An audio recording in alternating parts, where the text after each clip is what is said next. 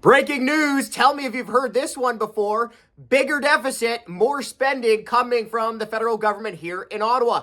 The PBO just released another report forecasting a deficit of $48.5 billion this year, folks. Almost $50 billion in the red. Now, why has that come as a surprise? Well, Freeland just released her budget update forecasting a $40 billion. The PBO says nay, nay.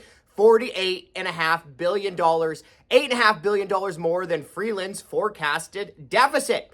And it gets worse, folks, because it always do when you're the taxpayer. Freeland, in her last budget, said she would find $15 billion in savings. The PBO says, not quite. The PBO is forecasting an extra $21 billion in extra spending. So, all the time, if you turn on the news, if you look on social media, you see either Trudeau or Freeland saying fiscal responsibility, as if they think you're dumb enough to believe that if they just keep saying it long enough, you'll just clap along and nod. Well, that's not the case, folks. We're seeing a bigger deficit, $48.5 billion, and more spending, $21 billion in additional spending.